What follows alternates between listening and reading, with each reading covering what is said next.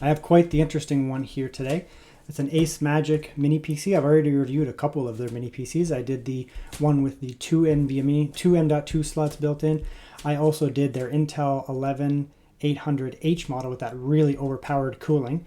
And they reached out to me again. They said, do you want to review anything else? And I said, I'd love to review this AMD model because I haven't done one of their AMD mini PCs. And I find that these are really versatile when it comes to things like, obviously, running servers as a daily driver, or even playing games. Because yeah, I was quite happy with their mini PCs that they sent me. They also sent me a laptop as well. They sent me a laptop that I did a review on. I'm going to put all those reviews up on the screen and at the end of the video. So their laptop was actually really impressive because that was their first endeavor into the laptop world. I was pretty happy with that.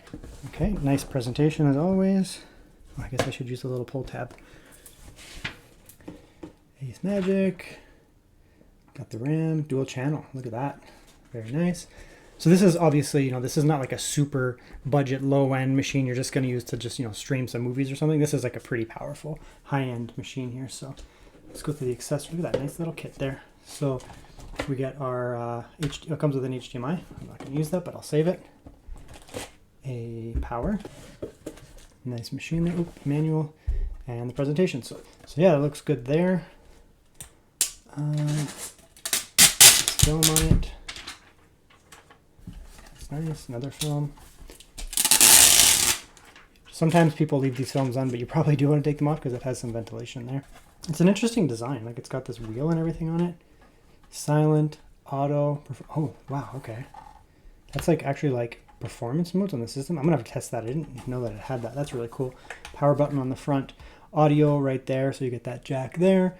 2 USB-A on the front, and they're going to be the faster 3.0 or 3.1, we'll have to see.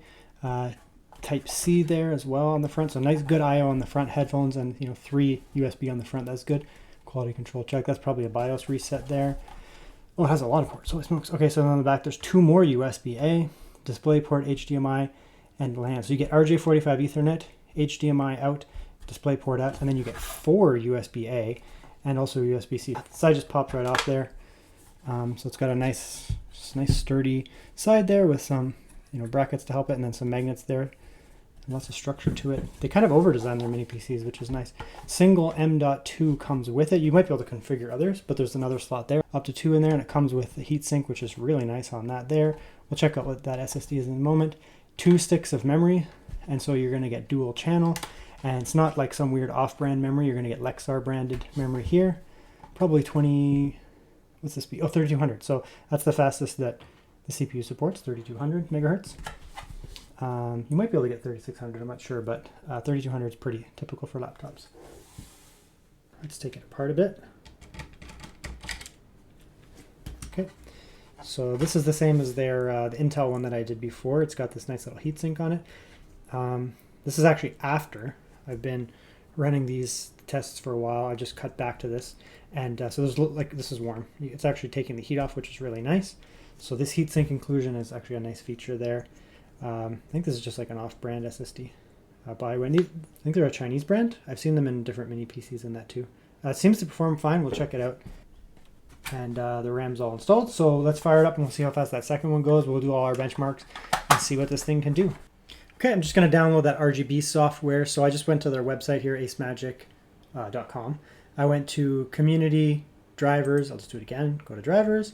Come down here, pick your device. In this case, it's this one. So it actually comes with a very clean version of Windows. You can see here there's like 0 bloat installed on this computer. I installed Crystal Disk Mark. That's basically it. Oh, okay, cool. I don't actually know what this is going to do. So let's zoom out here and see if we can capture that. At the same time, breathing. I guess that's the default breathing, which is kind of like a pulsey thing. Oh, no, it was just on normal. Now it's breathing, so it's going to pulse. Very cool.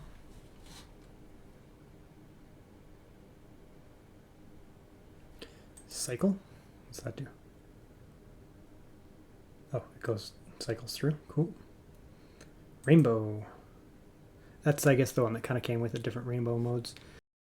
If you want to change your VRAM on your iGPU, you can come in here, go to AMD CBS. So you come in here and you go to NBIO. I don't know what that means, but it's in here. And then you go down to graphics configuration. So it starts off as auto here.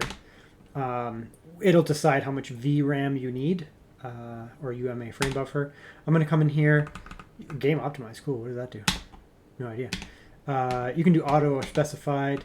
I'm going to set it to 4. For Vega graphics, that should be fine. You could set it higher, 8 gigabytes if you had a lot of memory in here. I only have 16 gigabytes, but if you had like 32 gigabytes of RAM in here, because this is going to steal some from your memory there, you could set it higher to 8 gigabytes, but this is Vega graphics, so it's good, but it's not going to need more than 4 in most cases. And here's just a look at the device when it's not doing anything, basically just idling, and the fans aren't on. So we're doing some Windows updates here. You can see they're running, so it's producing some sound. It's actually pretty quiet, all things considered, considering we're doing Windows updates and we're at 37%. But let's come in here and we will turn this up here into angry mode. Yeah, so the fans are kicking up. The performance is probably going up. Yeah, so it does increase the noise a little bit here, but it will increase the cooling and basically kick it up. So I'll do a test in Cinebench to see what type of score difference we're getting there. But you can hear it, it's louder, but it's not like staggeringly louder. Yeah, so that does work apparently. This is a nice little wheel that it has there. It feels actually quite nice. It's actually feels a nice click to it. So that'll turn up your performance there, up and down. I mean, if you just want this thing to rip all the time, you can put it in performance. Probably just, most cases, just leave it in balance mode or whatever. Just let it do its own thing. So we'll let this system update, and then what I'm going to do is I'm going to test out Cinebench in all the 3 different modes and add that to the benchmark at the end there and see what the difference is. Okay, and here's a look at some benchmarks here. So the first thing in here is Cinebench running in performance mode, and I went through the 3 different modes here.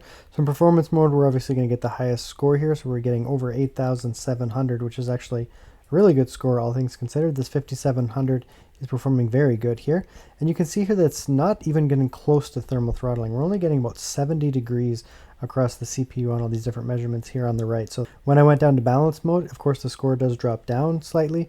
The fans are also a little bit quieter, of course, when you go down to balance mode. We're going down to 7783, which is still very good, to be honest, on the CPU. And the temperatures drop even further. Now we're down to about 63. And then I went down to silent mode, and the fans are barely on in this mode here. And we're actually still getting good scores, so 6397. Obviously, we are dropping performance, but considering it's on silent mode, it's quite good. And now we're sitting at about 50 to 53, 54 degrees Celsius on that CPU. So really, really good performance regardless of the mode. Included SSD here is a Gen 3. You can see it running reasonably well.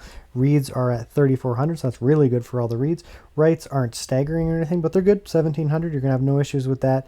The disk that I threw in is a slightly faster drive. Obviously, you can see I'm getting 3700 reads and then 3200 writes. The USB-C on the front here actually does reasonably well as well. So we're getting 672 reads and actually 864 on writes. So the USB-A is also writing quite fast here, and this is on the front drive here. We're getting 800-ish reads and writes or so. Wi-Fi here is quite good. You can see I'm getting 471 downloads, 434 uploads. Ethernet is gigabit Ethernet. This is as fast as my internet can possibly go. It may go faster on the device, but I'm just not able to go over around 930. This is typically as fast as I can get. So obviously very, very fast Wi-Fi here, very, very fast Ethernet here. And interestingly here, looking at the screen resolution, you actually can get it up to 120 hertz at 4K. A lot of mini PCs can't do that, and they get locked to 60 hertz at 4K. But it's really nice here that it's able to get up to 120 hertz. Okay, and here's one of the advantages of going with AMD on these mini PCs.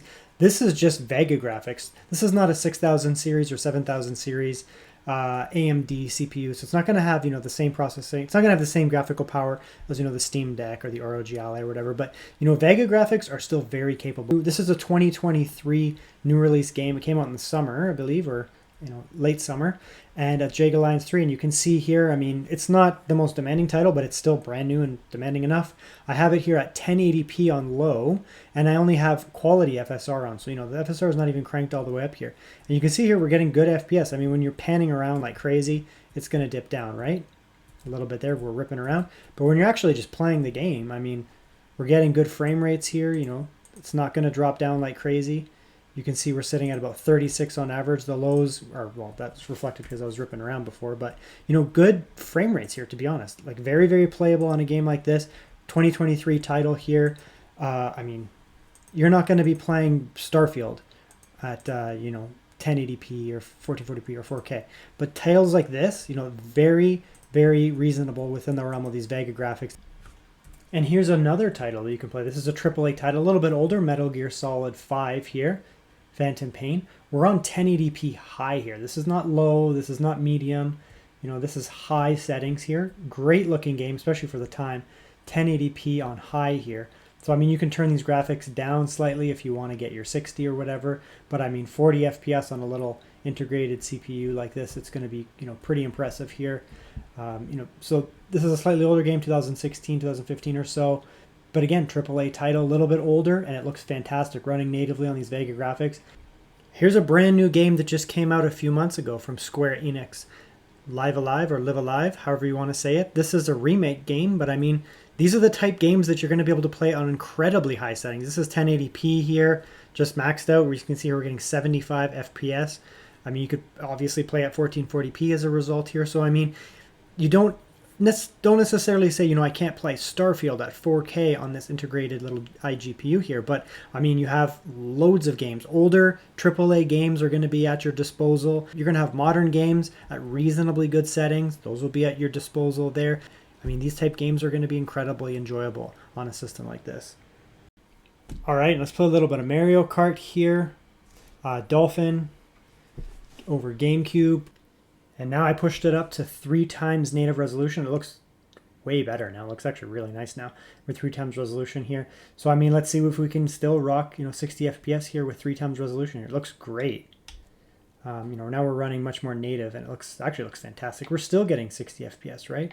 So, you're going to be able to play around with the settings here. I'm not going to go through all the settings here and just, repeatedly see what kind of, various settings we can do here. But you're not only able to run these, natively with very, very good results here. You're obviously able to actually enhance these titles here because, the 5700U is a very, very capable APU here. We're going to get really good performance out of it here. I don't actually know what their special power does here, but we're getting great performance here out of this APU, as you can see here. 60 FPS, 3 times scaling. You could turn it up more and more and more. You could just keep playing with it until you get to the point where you're not getting good results anymore. But obviously, the results here are compelling. And at the time of recording this video, it looks like Acemagic has actually started a Christmas sale on their website. So I'll leave a link in the video description down below directly to their website. I actually went in to take a look at the pricing. You can see here that it's actually really good. So $299 for the bare bones version of this. And then the actual model that I have specifically right here in front of me with that 16 gigabytes of RAM and that SSD there, it's $369. So a good price right there. And of course, it is sold on Amazon as well. Amazon USA and Amazon Canada both have this model here and all their other models here as well. So have a look at the video description for the Amazon links and directly to their website as well. All right, so I guess to wrap up my review, I'll give my final thoughts here on the AMR5, the AMD 5700U equipped model from Acemagic. It's fantastic. It's absolutely fantastic. I love mini PCs, and I love mini PCs that have capable AMD chips inside of them. The reason why, obviously in terms of performance, the AMD is going to be, you get multi-core performance, really, really great, outstanding CPU performance from that 5700U. Yes, it's a few years old, that CPU, but it is still very, very capable in the most demanding modern tasks. And then, of course, because this is an AMD model, you're also going to get Vega graphics. Obviously, you can get more modern 6000 and 7000 series AMD graphics these days, but Vega graphics are still very capable. You're going to be able to play slightly older 3D AAA games, the most demanding from, a few years ago. Those will play on here perfectly fine. You're going to be able to play modern games that, aren't the most demanding AAA 3D titles perfectly fine. They're going to run great on here. And in terms of emulation, it's going to be an emulation powerhouse. You can see I showed it there. I wasn't even, getting into the most demanding titles. I just basically pushed it a bit to show, but you're going to be able to play a lot on this device here. So in terms of gaming performance, it's going to be fantastic. But if you're not looking for a little emulation and gaming box like this, in terms of desktop productivity, it's fantastic. It's an actually really, really great machine. The fact that you're able to upgrade it very, very easily, add in, double NVMe is super compelling here. Look at that. 2 NVMe's in a mini PC is awesome. A lot of times they come equipped with SATA SSDs, which is fine. There's nothing wrong with, a SATA SSD here. You can always add these into a lot of these little mini PCs. But dual NVMe is obviously way more compelling. You can get serious work done on this. Have one for your operating system, have the other one for, like games or video editing files, because obviously you're going to be able to do that with this system here, and you can have a very, very fast storage in there. You get this real cool performance slider too. So if you find that, it is a little loud, noisy for you and you're just doing basic day-to-day stuff, just turn it down to auto or even silent. You'll be totally fine. But if you're going to do some demanding stuff, coding, video editing, or gaming or something like that, throw it into performance and let it rip. It's not that noisy, to be honest. It's not that noisy. Even in performance mode, the fans, I showed off how noisy they were, much quieter than most of my laptops that I have. So overall, I think it's a great device. I think this one is very compelling. And I think that if this is something that you're interested in, if you're looking at an emulation box, a little gaming box, media PC, or actually like more of a mini PC powerhouse, this one is super compelling here with this AMD 5700U. It's a great CPU, and this is a great handheld.